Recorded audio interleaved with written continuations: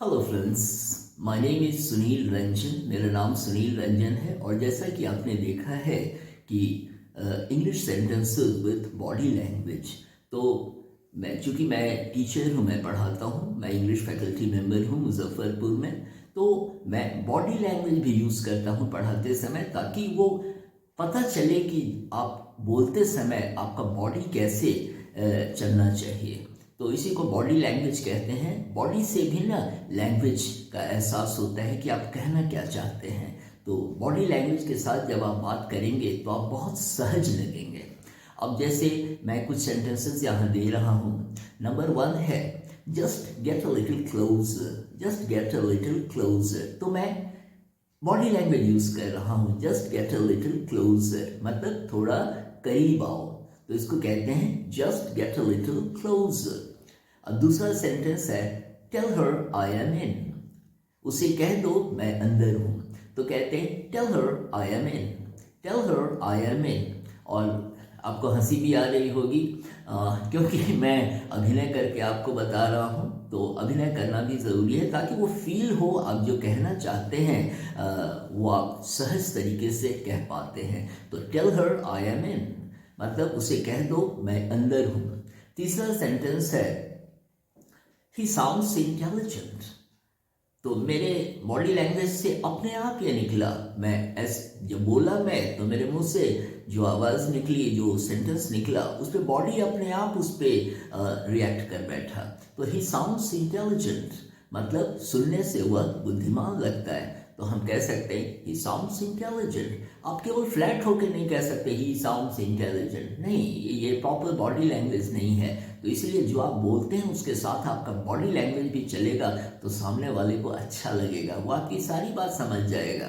तो इसलिए ही sounds intelligent मतलब वह सुनने से बुद्धिमान लगता है। ही की जगह आप शी भी यूज कर सकते हैं। शी साउंड्स इंटेलिजेंट मतलब सुनने से वह बुद्धिमान लगती है। साउंड जो होता है वो वर्ब भी होता है, तो इसीलिए साउंड को वर्ब के रूप में मैंने यहाँ यूज किया है। और उसके बाद का सेंटेंस है क्वाइट ऑब्वियस। क्वाइट ऑब्वियस मतलब बिल्कुल स्पष्ट है।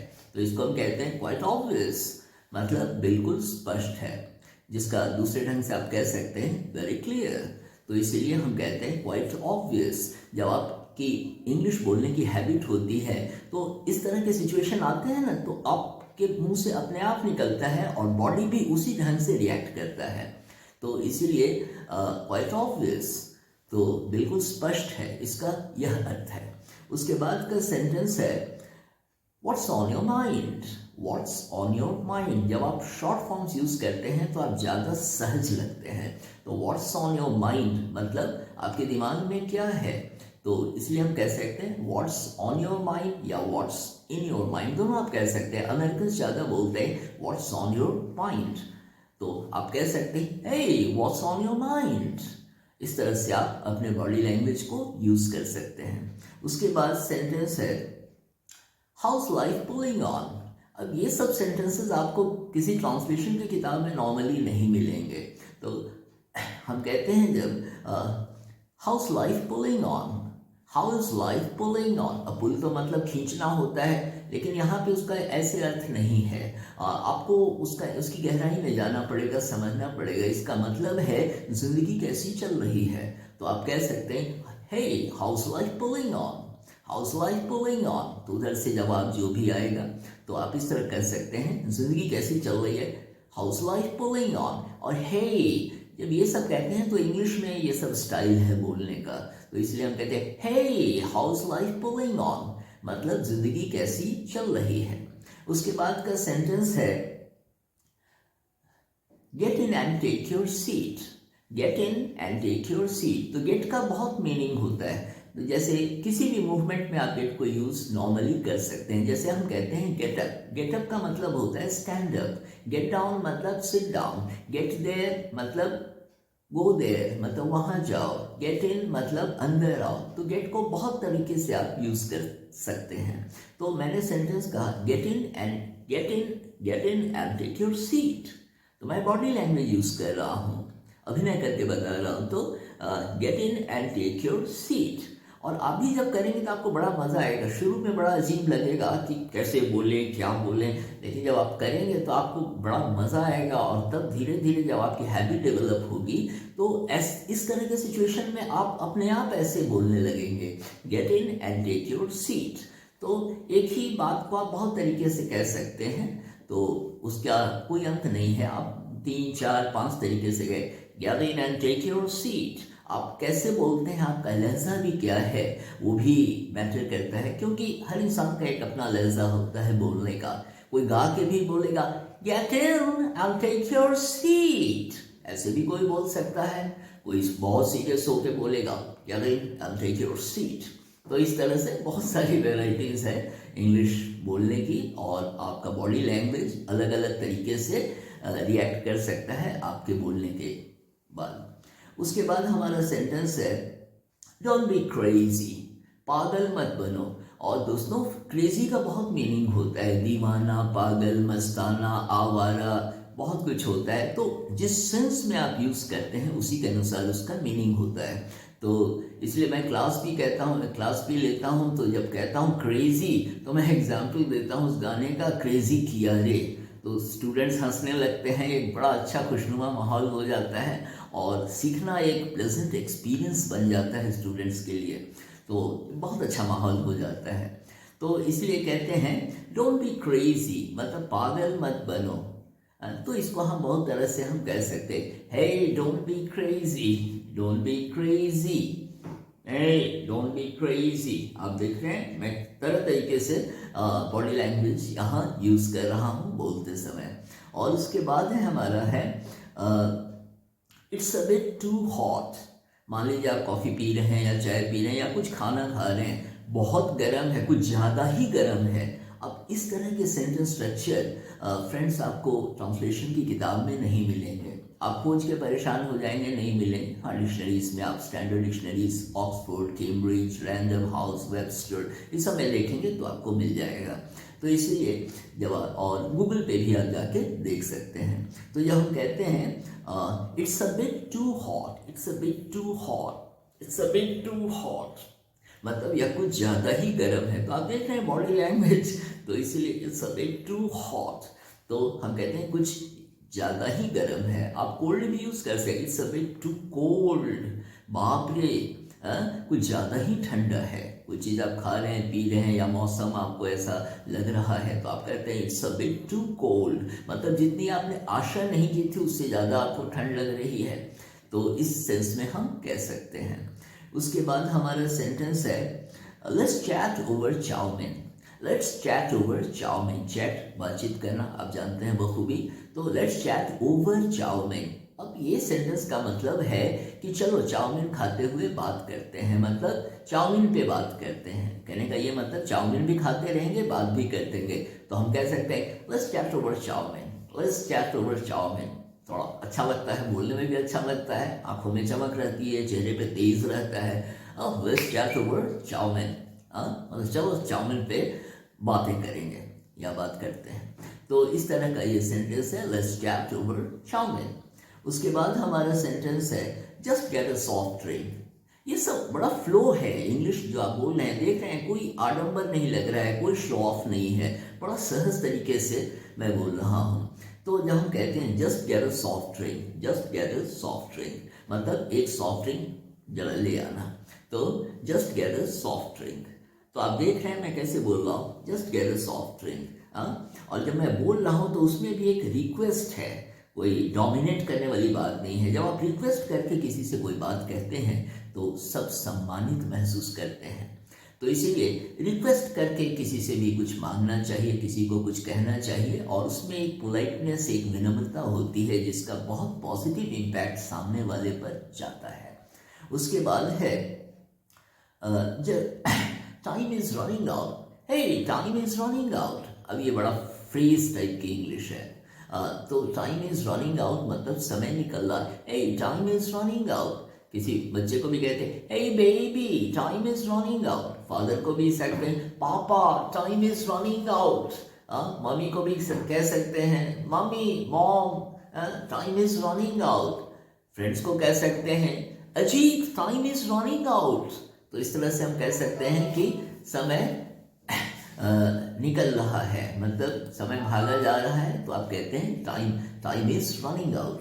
उसके बाद है हमारा एनीथिंग मोर। अब आप मार्क कर रहे हैं यहाँ 2 वर्ड्स हैं। ऐसा नहीं है कि बोलने में आप पूरा कंप्लीट सेंटेंस बोले, नहीं, कंप्लीट सेंटेंस की अंडरस्टैंडिंग आपके माइंड में हो जाती है, क्योंकि जब आप कहते हैं एनीथिंग मोर मतलब इसका फुल फॉर्म होगा do you want anything more. जब आप एनीथिंग मोर कहते हैं तो आपका बॉडी लैंग्वेज उस सेंटेंस का मीनिंग दर्शा देता है सामने वाले को। तो आप इजी वे में आप कहिए एनीथिंग मोर, मतलब क्या कुछ और लेंगे आप, तो आप कह सकते हैं एनीथिंग मोर। मेरे साथ एक बार बोल कर तो देखिए, एनीथिंग मोर, तो सीखने में भी आपको मजा आएगा। इंग्लिश मुश्किल नहीं है, लोग मुश्किल बना देते हैं। इंग्लिश बहुत इंटरेस्टिंग लैंग्वेज है और सबसे पॉपुलर लैंग्वेज भी आप जानते हैं दुनिया में कितना पॉपुलर लैंग्वेज है। आपके जो भी पढ़ते हैं सारे सब्जेक्ट्स आपके इंग्लिश में ही अच्छी किताबें हैं, हिंदी में अच्छी किताबें कम है, तो हिंदी डेवलप कर रही है और जब उस स्टेज पे आ जाएंगे तो हिंदी में भी अच्छी किताबें आ जाएंगी। लेकिन अधिकतर मैनेजमेंट है, इंजीनियरिंग है, इकोनॉमिक्स है, तो ये सब पे आप देखेंगे इंग्लिश में बहुत क्वालिटी बुक्स हैं। तो खैर, अब अगला सेंटेंस पे हम चलते हैं। जैसे किसी ने कहा, एक सेंटेंस मैंने भी बोला ना एनीथिंग मोर, तो जवाब किसी ने दिया no thanks, no thanks, so nice of you, no thanks, so nice of you. No इसलिए कि मैं नहीं लूंगा, थैंक्स इसलिए कि आपने मुझे पूछा है, सो नाइस ऑफ यू मतलब किसी को धन्यवाद दिया जा रहा है कहते हुए कि आप बहुत अच्छे हैं। No thanks, so nice of you, ये सब बहुत अच्छा तरीका है कहने का, बातचीत करने का। तो आप बड़ा कल्चर्ड लुक आपका दिखाई देता है कि बहुत कल्चर्ड व्यक्ति है, बहुत रिफाइंड व्यक्ति है, बहुत एजुकेटेड व्यक्ति है, बहुत शालीनता से बात कर रहा है, क्योंकि हमारे व्यवहार से ही लोग हमें आंकते हैं कि हमारा व्यवहार कैसा है। खैर, तो अब हम देखते हैं दूसरा सेंटेंस है are you full, are you full. ये बोलचाल की खूबसूरती है, स्पोकन इंग्लिश की खूबसूरती है। जब कहते हैं आर यू फुल मतलब खाने के सेंस में कि क्या तुम्हारा पेट भरा हुआ है, पूरा भर चुका है, तो आर यू फुल, तो सामने वाला कहेगा नो नॉट येट, मतलब कि नहीं नहीं अभी तक नहीं हुआ है। Okay, have something more, have something more, थोड़ा और ले लो, हैव समथिंग मोर। तो इंटरेस्ट के साथ जब आप बोलेंगे ना तो इंग्लिश बहुत आपको आसान लगेगी भाषा के रूप में और आप आगे बढ़ते चले जाएंगे। इसलिए टेंशन नहीं, बल्कि इंटरेस्ट होना चाहिए। Anything more, no thanks, so nice of you, जैसा कि मैंने अभी कहा था सेंटेंस में, सो नाइस ऑफ यू। उसके बाद मैंने कहा कि आर यू फुल, या आई एम फुल 100%। अब 100% कहने से आप समझ रहे हैं कि पूरी तरह पेट भर गया। ये बोलचाल की भाषा होती है, सहज भाषा, लोग समझते हैं, लोग मुस्कुराने लगेंगे और आपको भी अच्छा लगेगा। ये बड़ा नेचुरल इंग्लिश है। तो आर यू फुल जब हम कहते हैं मतलब तुम्हारा पेट क्या भरा हुआ है, भर गया है, इसको हम ऐसे कहते हैं। और उसके बाद हम कहते हैं, तो उसी का जवाब जो है, एक सजेशन है यहाँ पे, ओह yes thanks for asking. Oh yes मतलब जो पूछा गया है आर यू फुल, कहते हैं oh yes thanks for asking. ये बड़े अच्छे मैनर्स हैं। तो no, so oh yes thanks for asking, हाँ, पूछने के लिए शुक्रिया, पूछने के लिए धन्यवाद, थैंक्स फॉर आस्किंग। तो ये बहुत अच्छा आपका व्यवहार जो है ना वह लोगों को अच्छा लगता है। और इसके बाद हम देखते हैं where to go now, where to go now. अब ये फ्रैक्शन में ये sentence, where to go now, अब कहाँ चलें, वेयर टू गो नाउ मतलब अब कहाँ जाना है। आप शॉर्ट में इस सेंटेंस को कह सकते हैं, तो लंबा में तो आपको कहना पड़ेगा where should we go now, लेकिन एक आइडिया के रूप में आप इस बात को कह सकते हैं वेयर टू गो नाउ। अब कहाँ चलें, जैसे हिंदी में बोलते हैं ना अब कहाँ चलें, तो वेयर टू गो नाउ आप कह सकते हैं। बॉडी लैंग्वेज यूज कीजिए, बहुत अच्छा लगेगा, ए वेयर टू गो नाउ, तो फिर आपको जवाब भी मिलेगा। और उसके बाद है तो जवाब, इसी का एक जवाब जैसे एक आता है nowhere, I have something important to, nowhere body language भी मैं यूज कर रहा हूँ, nowhere I have something important to do, I have something important to do, मतलब मुझे कुछ आवश्यक काम करना है, मेरे हाथ में कोई आवश्यक काम है तो मुझे करना है, इसलिए कहीं नहीं जाऊंगा। नो वेयर मतलब कहीं नहीं, nowhere I have something important to do, और इस तरह से आप बोल सकते हैं। और उसके बाद का सेंटेंस है हमारा एक कुछ और सेंटेंस आपको मैं बोलूँगा और आप प्रैक्टिस करेंगे तो बड़ा अच्छा लगेगा। तो इसके बाद है you look busy these days, you look busy these days मतलब इन दिनों तुम व्यस्त दिखाई देते हो। ए you look busy these days, हाँ अब देख रहे मैं बॉडी लैंग्वेज यूज कर रहा हूँ तो इसलिए you look busy these days, you look busy these days.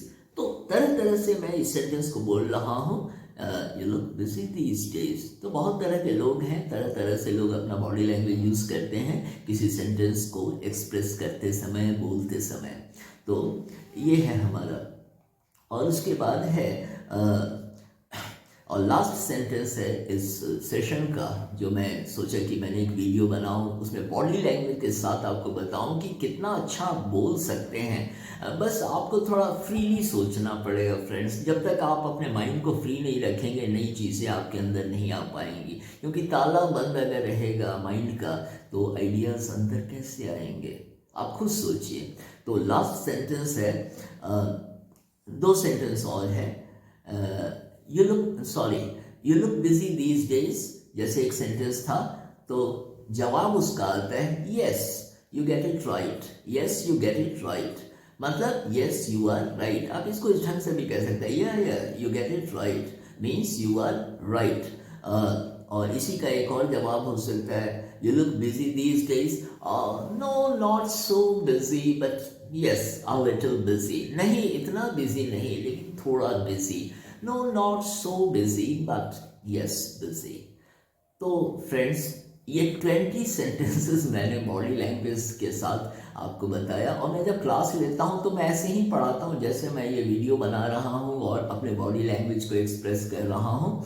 और मैं स्टूडेंट से भी कहता हूँ कि बोलो इस ढंग से, और लड़के लड़कियाँ सारे हंसने लगते हैं, एंजॉय करते हैं, फिर कोशिश भी करते हैं और बहुत अच्छा क्लास भी होता है। तो खैर एनीवे, जब आप प्रैक्टिस करेंगे बॉडी लैंग्वेज के साथ तो आपको बहुत अच्छा लगेगा। और एक सुझाव, एक सजेशन मैं आपको दूंगा, आपके पास स्मार्टफोन है तो स्मार्टफोन के वीडियो मोड में जाकर आप कुछ सेंटेंसेस बोलकर रिकॉर्ड करें, वीडियो रिकॉर्डिंग, और उसके बाद उसको आप देखें। आपको खुद एहसास होगा कि बोलते समय आप कैसे दिखते हैं, और अपने आप आपको समझ में आ जाएगा कि कहाँ पे गलती हुई है और कहाँ पे सहज नहीं लग रहा है। तो आप प्रैक्टिस करेंगे तो आपकी बॉडी लैंग्वेज बहुत अच्छी होती चली जाएगी और बहुत अच्छी इंग्लिश आप बोलेंगे। तो इन शब्दों के साथ मैं यह वीडियो समाप्त करता हूँ और उम्मीद है अगले वीडियो में आपसे फिर मुलाकात होगी। Thank you.